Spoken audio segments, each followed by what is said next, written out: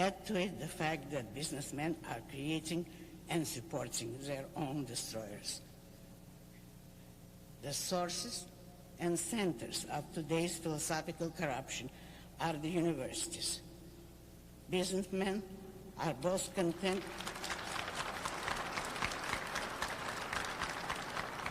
Thank you. That is the most important point. Businessmen are both contemptuous of and superstitiously frightened by the subject of philosophy.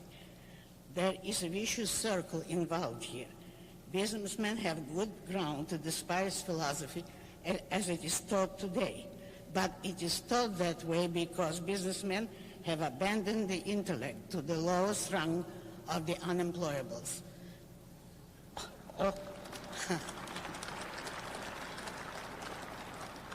All the conditions and ideas necessary to turn men into abjectly helpless serfs of dictatorship rule the institutes of today's higher education as a tight monopoly with very few and rare exceptions.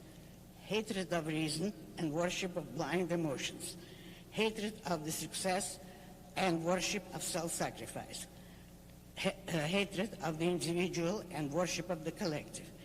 These are the fundamental notions that dominate today's universities.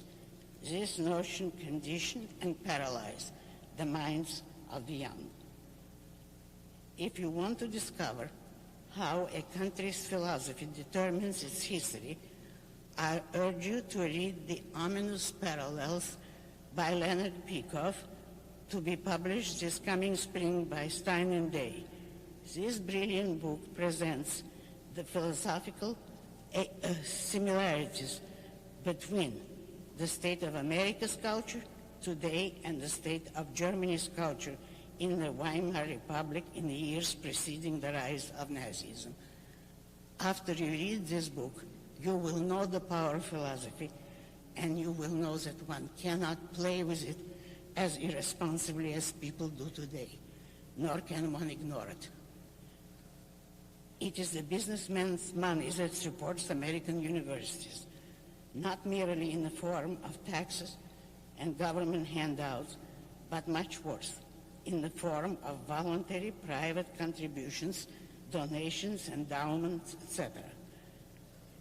In preparation for this lecture, I tried to do some research on the nature and amounts of such contributions. I had to give it up. It is too complex and too vast a field for the efforts of one person. To untangle it now would require a major research project and probably years of work. All I can say is only that millions and millions and millions of dollars are being donated to universities by big business enterprises every year, and that the donors have no idea what their money is being spent on or whom it is supporting. What is certain is only the fact that some of the worst anti-business, anti-capitalism propaganda has been financed by businessmen in such projects.